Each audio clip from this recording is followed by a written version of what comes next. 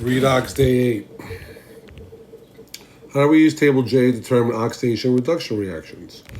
So the do now over here tells us what? It says, write the half reaction for this reaction. Magnesium plus zinc ion produces magnesium ion plus zinc.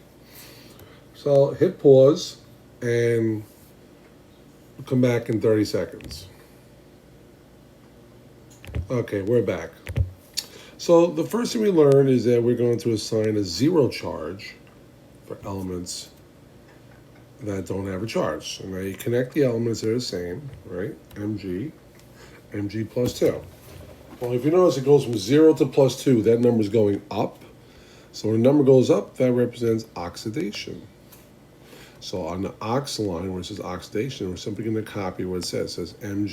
You can see Mg or Mg0, it doesn't matter. Then it shows an arrow, so you leave a separation, then produces Mg plus 2. Well, we learned that we place the electrons on the side that has the more positive charge. So what's more positive, 0 on the left or 2 on the right? Well, the 2 on the right. So we're going to simply add 2 electrons on the right side to balance the charge. The mass is balanced, only 1 Mg on each side. All right, let's try the next element over here. Zinc ion, zinc's going from plus 2 to 0. Well, we know when a number goes down, that represents reduction. So on the line it says red, which really means reduction. We're simply going to copy what's there, Zn plus 2. Then again, there's the arrow separating the equation. You notice I don't put the arrow here. Okay, don't put it there. You want to leave some space. Okay, so just simply move to the right more. Not a big deal. So you have some space. Going to Zn 0. Again, where do the electrons go? Well, they go on the side with the more positive charge. So you can simply add 2 electrons here. Okay. Let's move on. How do we use Table J to determine oxidation reduction reactions? Well, here we go. Now, Table J makes it much easier, by the way. Let's say if you've been having difficulty understanding reduction oxidation reactions, you simply go to Table J. And it says here, if we compare 2 metals on Table J, again, guys, the metals are on the left side here, right? Okay, here are your metals from Li down to Au, lithium down to gold. It says the most active metal is lithium. Well, look at your phones, right? Most of your phones have lithium-ion batteries. Why? Because they're very, very strong batteries. They last for a long time, okay? They have a tremendous amount of stored energy, what's called potential energy. The least reactive metal is gold. Well, that's why gold is used in jewelry and other substances, all right? It's also, you'll find a little bit of gold in your phone as well, just so you know. Not enough to make you rich, sorry. If we compare 2 metals on Table J, the higher metal undergoes oxidation. The lower element undergoes reduction. So, very simple. Let's look right now. Explain why CD would be above Ni. Well, let's find CD, which is cadmium here. Well, CD's not here. Where are you, CD? No. But if it was, why would it be above Ni? So here's Ni nickel. So if CD were above it, is it, right? Let's just say CD was somewhere over here, above it, right? Would CD be undergoing oxidation or reduction? Well, the higher metal undergoes oxidation. So you say CD undergoes oxidation. But if it said in terms of reactivity, see, this question didn't say it, but if it did, then you would say, well, is CD more or less reactive if it's above? Well, the most is above, isn't it? If it said in terms of reactivity, you would say CD is more reactive.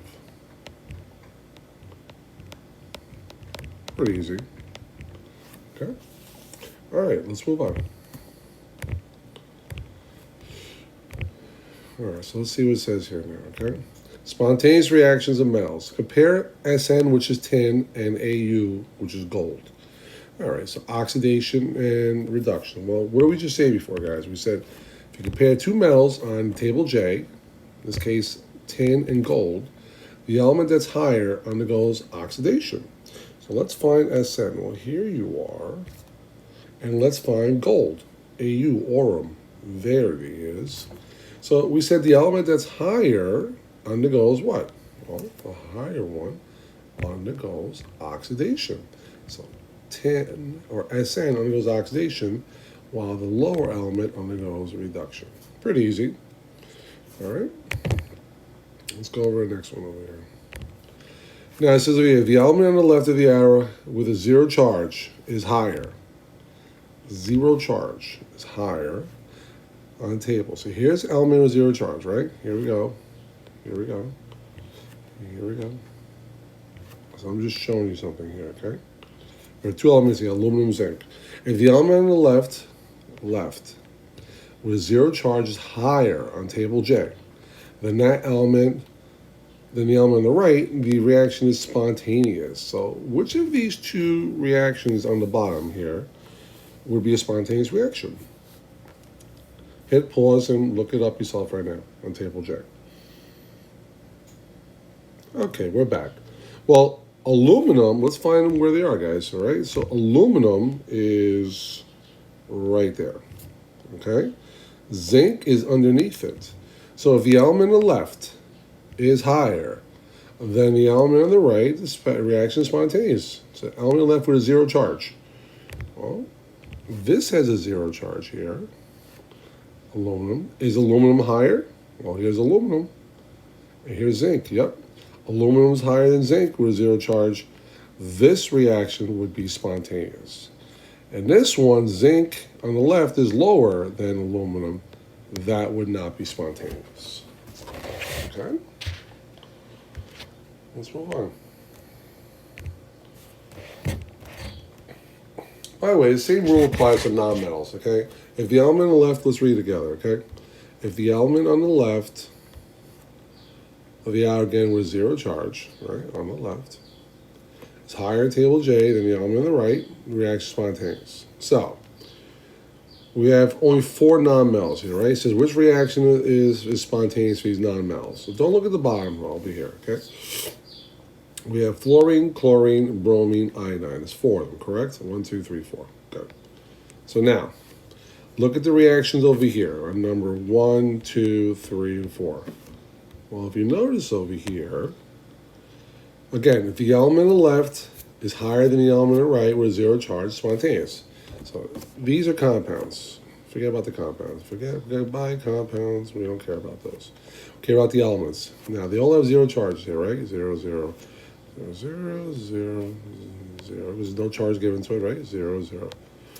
So, element on the left, Cl2. If it's higher than the element on the right, then it's spontaneous. So look at Cl2. Here's Cl2. Here's Br2. Oh, is Cl2 higher than Br2? Well, yes, it is. Well, that's your answer. Let's go over the other ones. Cl2 and F2. Okay? Well, here's Cl2. Here, Cl2 is under F2. No good. I2 and Br2. I2 is under Br2. No good.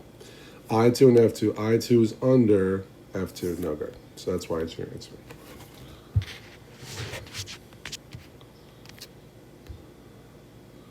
Again, spontaneous reaction. The opposite fact happens when we deal with nonmetals, or in terms of oxidation reduction now. What did we learn before, guys? When we learned with metals, we learned that the element that is higher on the metal chart, left side, undergoes oxidation, and the lower element undergoes reduction. But when we deal with nonmetals, okay, when we deal with nonmetals now, the nonmetals, the higher the element undergoes reduction, while the lower element undergoes oxidation, okay? So let's compare F2 and I2, guys, all right? Let's find F2 and I2. Here is fluorine, and here is iodine, okay? So again, who's higher over here? Well, fluorine is higher, right? Fluorine is right here. It's higher. So we said that the higher element undergoes what now? Reduction. So F2 undergoes reduction now because it's higher. So remember, it's the opposite for nonmetals. And I2 undergoes oxidation. That's the lower one. Okay?